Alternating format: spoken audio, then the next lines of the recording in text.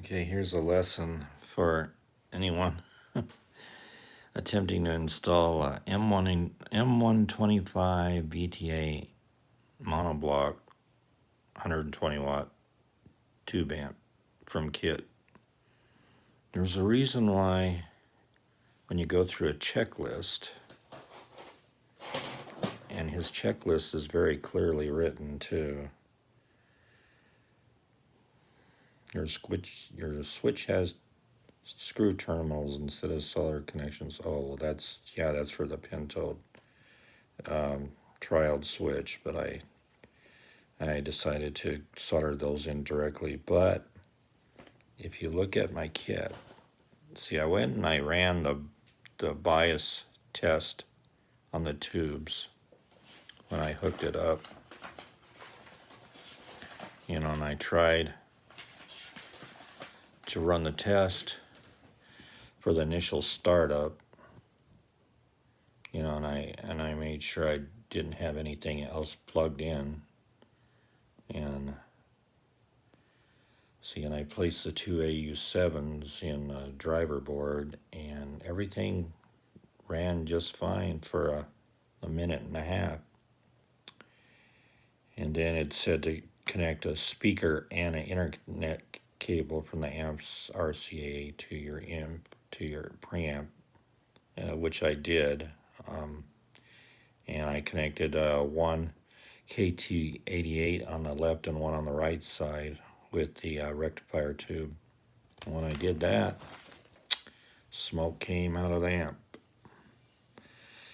And it looked like it was coming from one of the bias tubes. And actually, technically, it was. But I was looking at the circuitry and looking at how everything went. But anyway, it did appear to come out of this tube socket. I was thinking at first, well, it's a bad tube. But no, it really wasn't. And the fault was, you get in a rush and then you don't pay attention to instructions, or you think you do instructions correctly, but I didn't. What I ended up doing was burning out two 1 watt 100 ohm resistors right here. And it's hard to see. I don't have good lighting.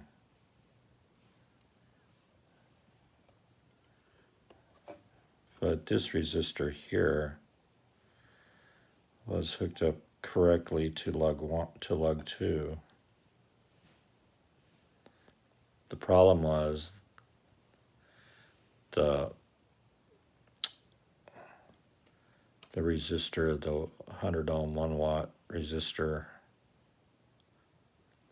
didn't get hooked up to 2-pin 3. Instead of hooking up to 2-pin 3, it hooked up to 2-pin 2. And 2 and 7 hook into the filament of V7. So you talk about a surge. So that was hooked up to the wrong pin. It was supposed to be hooked up to pin 3 instead of 2. So it blew out these resistors here. I talked to the designer. He said, well, you saw what your error was, and he thought that the amplifier should run properly once I get those out, those two blown resistors out, and hook this one up correctly to the proper pin. See, I had hooked it up to pin 2, and 2 and 7 hook in the driver board's filament for V7. And that was a big problem. And I don't know why I did that, but maybe it's because I was rushing, trying to get this amp running, but it's supposed to go to that pin, not this pin. So I'm waiting on resistors to come in the middle, but these two will have to be taken out, and this resistor will have to go over to the pin 3. As it states, I got it circled to make sure that I don't mess it up again.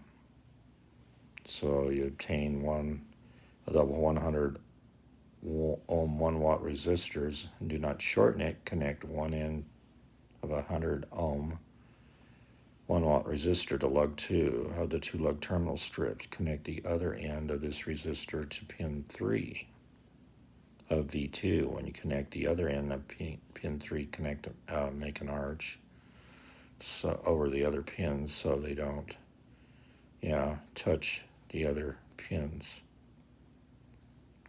And you could also bend down a little the other pins. Connect one end of another 101 watt resistor to lug 2 of the 2 lug terminal strip.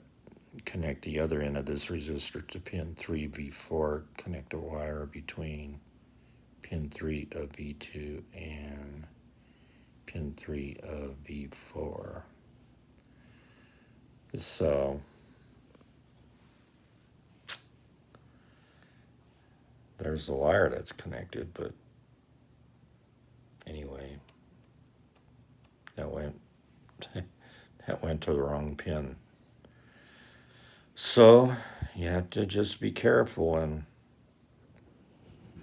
recheck every connection and make sure every connection is in its proper place before firing up your amplifier.